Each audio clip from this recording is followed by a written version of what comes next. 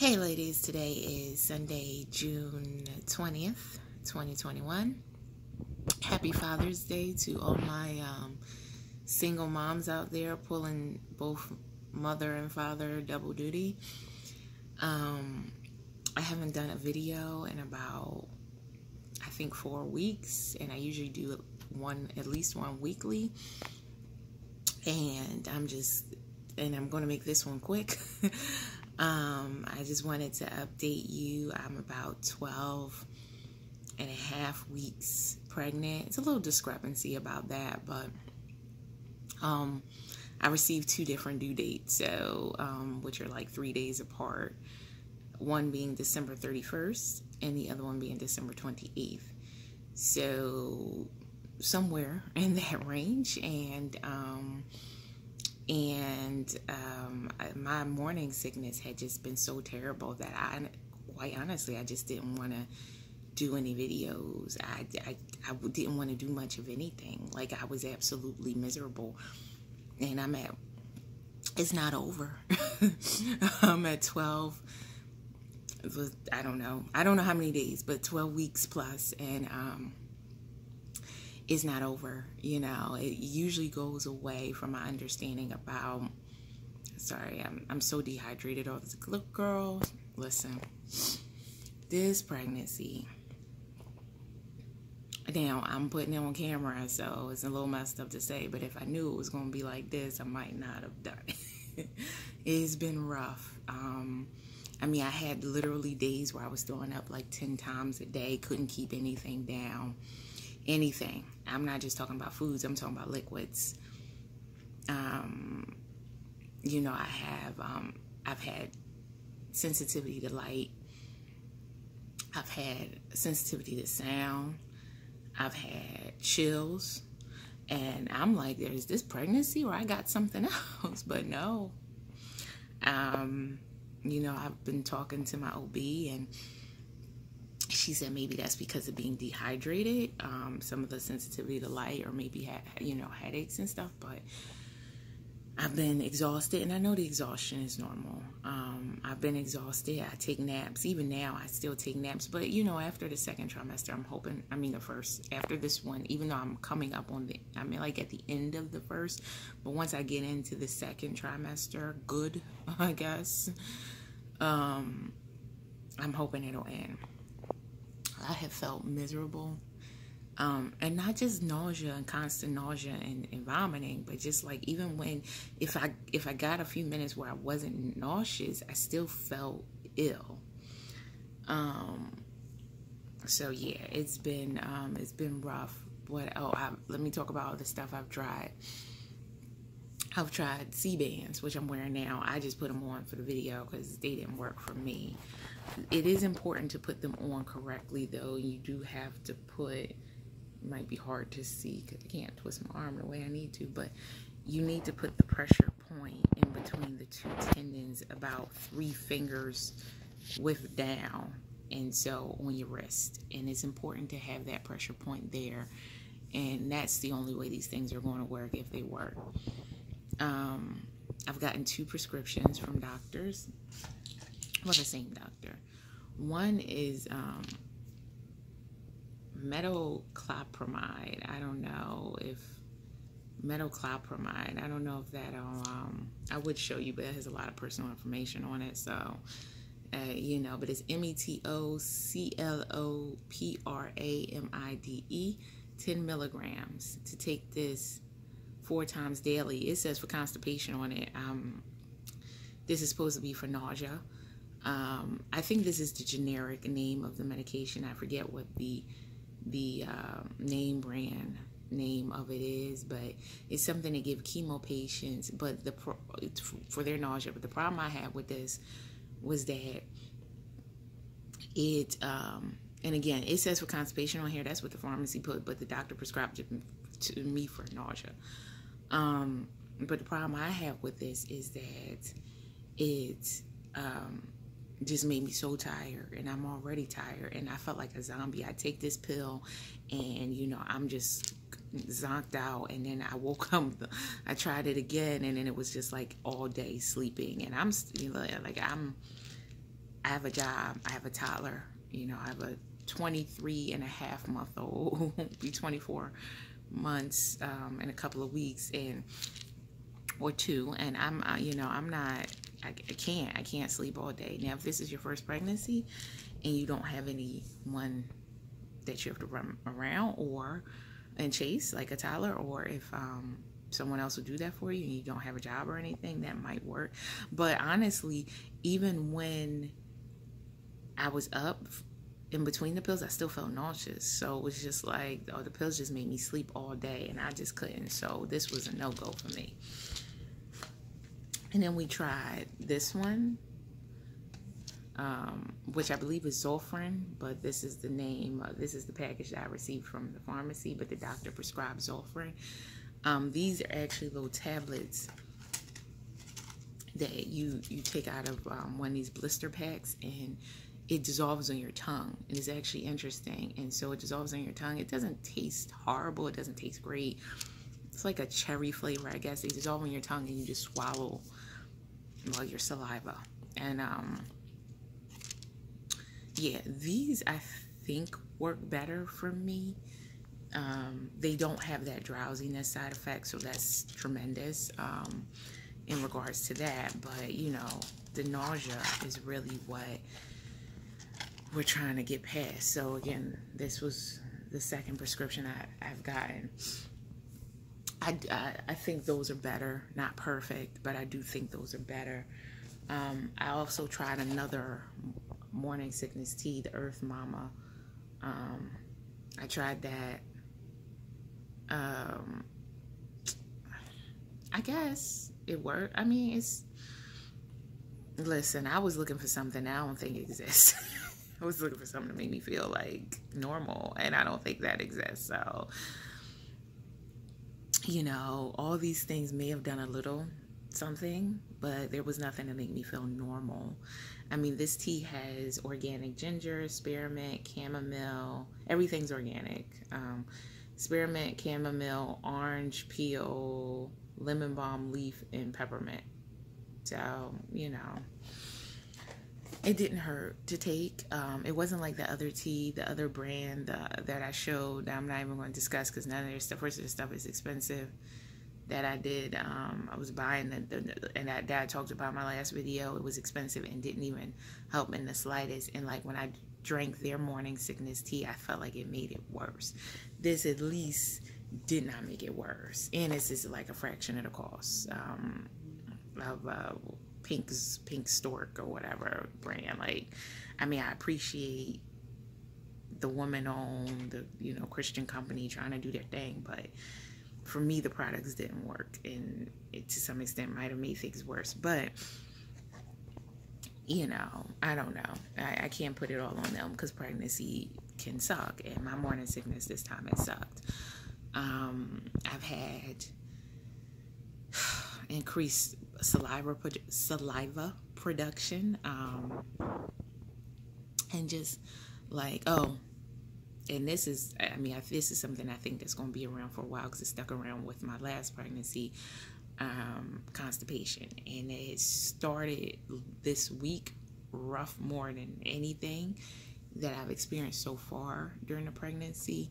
And like to the point that I took some Metamucil, and that didn't work enough, because Metamucil is one of those things that has to get in your system. You have to use it for like a little while. And so it's a good thing to take, and I do plan to continue taking it daily, but I needed something that was like, okay, we're going to work within the next couple of hours. And so I had to take some milk of magnesia. And I took that, and I took the full like 60 milligram dose, big cup dose of it. Went to sleep, woke up, nothing. Didn't do a thing. I was a little annoyed because I was feeling it. I was feeling like, and I'm still nauseous. So I'm like, you know.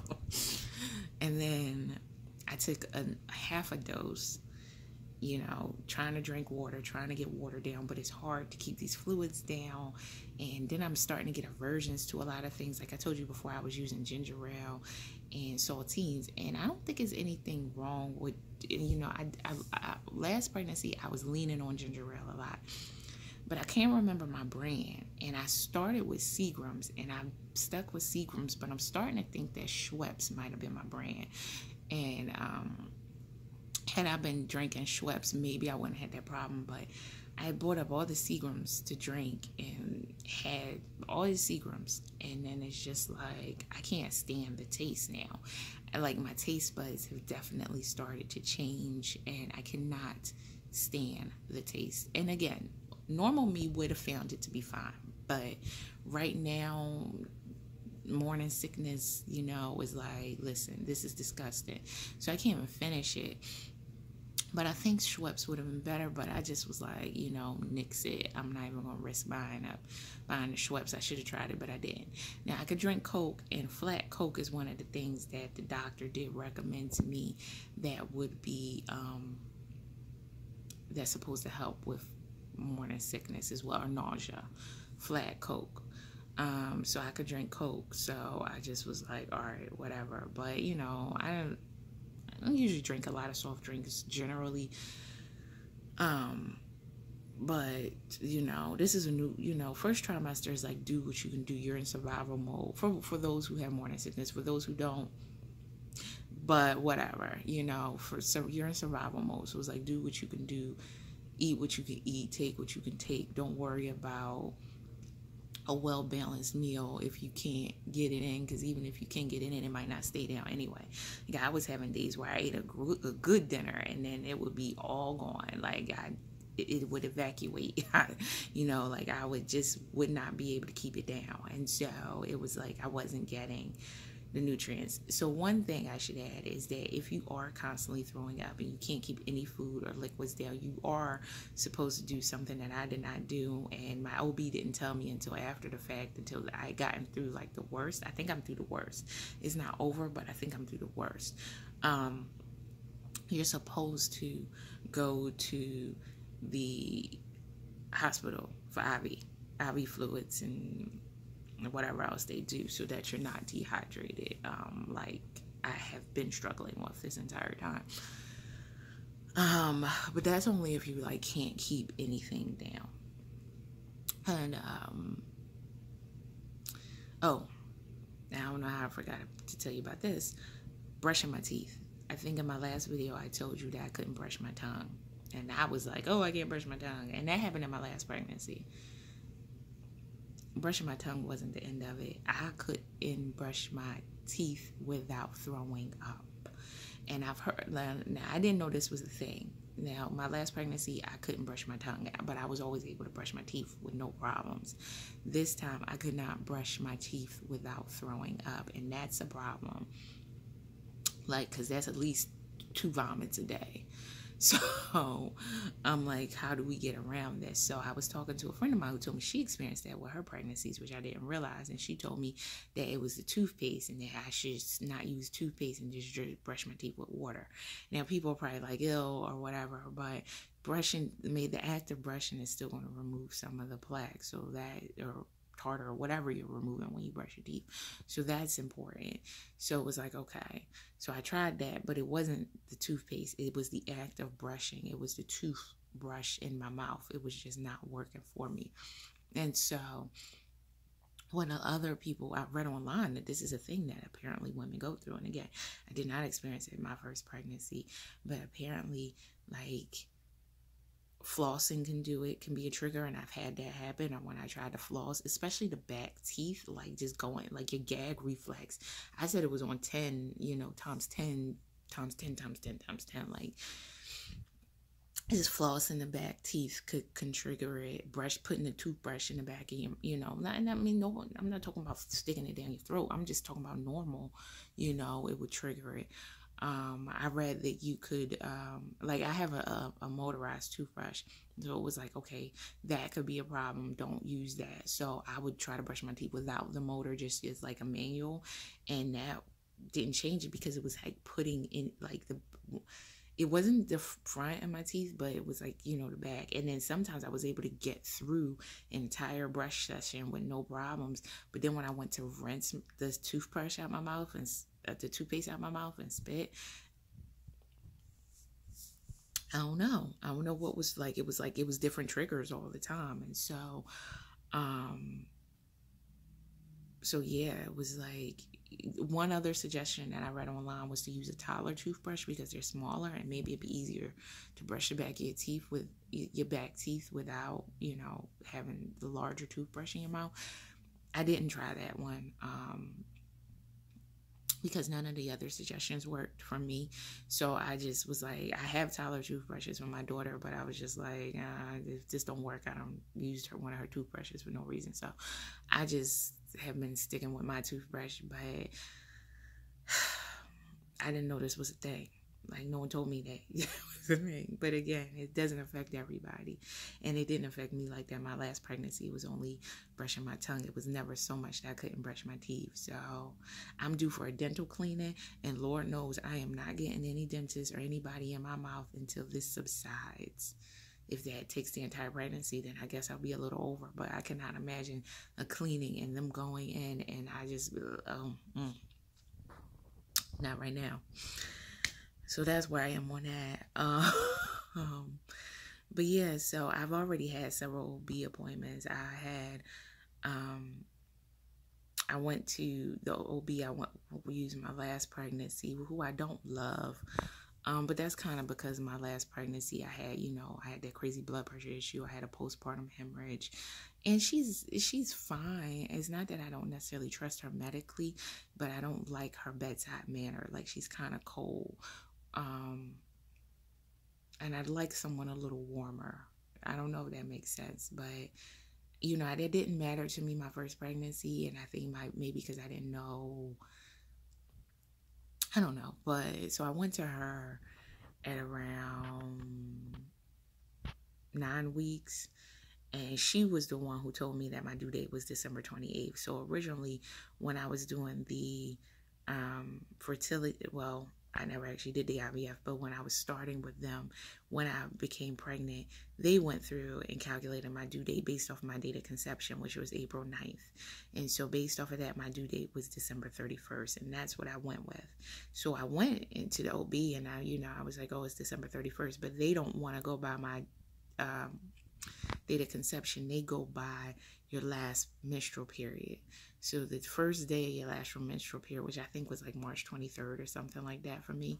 And so based off of that, she's like, oh, well, your due date is December 28th. And I'm like, okay, but isn't the date of conception a little more accurate? Now, I understand most time people don't have their actual date of conception. So I'm like, I actually do know, because we only tried once that month because I was due to start IVF. So I was kind of like, and I tried once and it was like the stars aligned and it worked out. And so, and so I know for a fact it's April 9th, and so she was like, no, we won't use that date. We use December 28th now as your due date. So based off of a March 23rd last menstrual period. Now, my problem with that is that, listen, it really doesn't matter because due dates are just estimates. But I will still be induced based off of my blood pressure history, and then based off of even with this pregnancy is like still in the low 130s over 80s or whatever, so it's still kind of highish. Because of that, I'll be induced at 38 weeks again. Like, that's already the plan. And so because of that, listen, it's like 3 days, but 38 weeks kind of changes based off of whether I have a December 31st or December 28th due date. It's not a big deal, but like I said, my current OB is kind of like cold, and I would like somebody a little warmer. So I went to another OB to just try to get, a feel for another doctor. And it was a male who I was like, I kind of wanted a female. But, he actually wasn't bad. In some ways, I guess he's more sensitive because he's like trying to like, are you okay? Everything's okay. You okay? Every few minutes.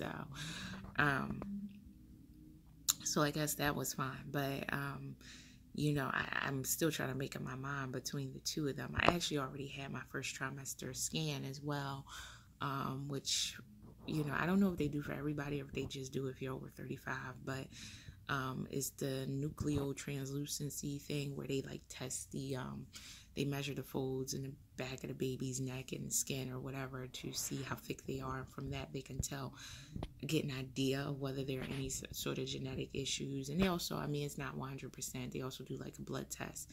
So I'm waiting for my blood test results to come back, because that was, I just did that last week. And it takes about a week for those blood tests to come back. It hasn't been a week yet. And so there's also the test that can tell you your gender, to tell the gender of the child, which I do not plan to find out right now. I might change my mind later, but right now I do not plan to find out. I didn't find out with my last pregnancy. I went the entire time until this child came out, and that's when I found out what she was, and we'll see what we do this time. But right now, I don't plan to find out. But yeah, so I'm not sure what I'm going to do with the OB front. I need to figure that out, because I don't, the guy, he was fine. I've only seen him once. He was fine. I didn't like his staff, though. But I'm like, am I being too picky? I just want it to be a good experience, as good as it can be this time. And there are 2 different hospitals, so depending on which doctor I choose, or depending on which hospital I deliver at. One of the hospitals guarantees me a private room, which in New York City, that is not often. So, the other hospital, last time I delivered, I did not have a private room. I had a private room during the delivery, but once I was like in postpartum, I didn't have a private room.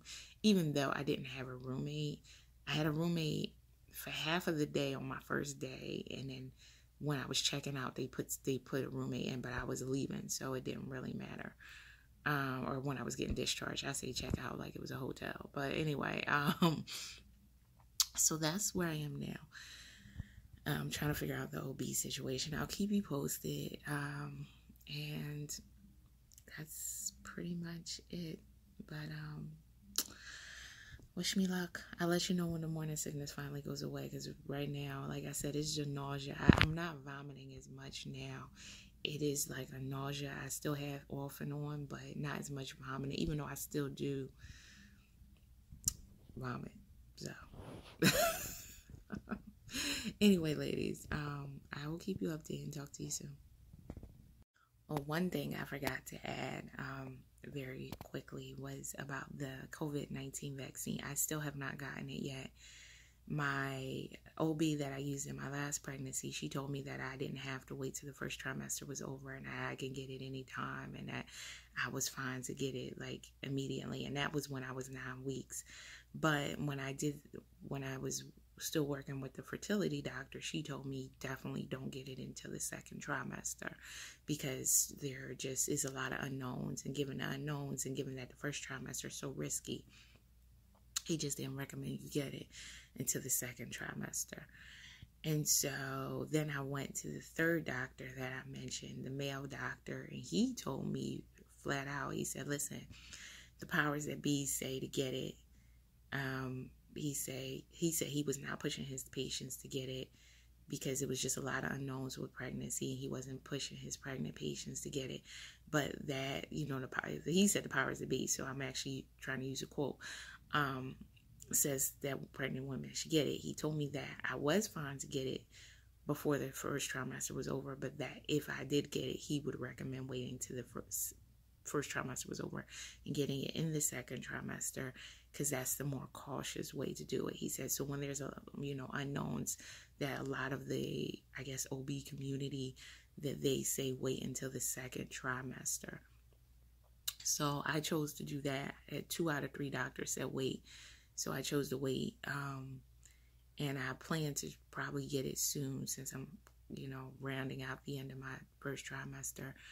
But I am a little nervous because I'm still feeling sick, and I'd like to wait until my sickness, the sickness of the pregnancy passes. That way I'm not adding to that with any sickness from the shot.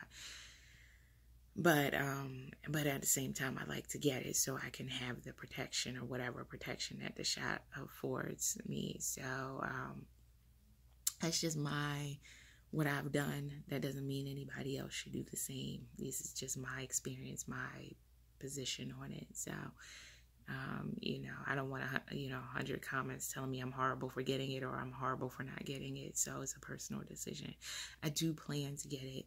I know I've spoken to some pregnant women who told me they were not going to get it during their pregnancy, because of all the unknowns, but I do plan to get it. I just haven't gotten it yet, and I actually would like to get the first shot within the next week, I'm hoping, but we'll see. I'm just getting out of the first trimester, but then part of me wants to wait until I start feeling better, so I'm not dealing with whatever the shot gives me and my morning sickness. So I don't know, but I'll keep you posted. Anyway, now I'll talk to you later.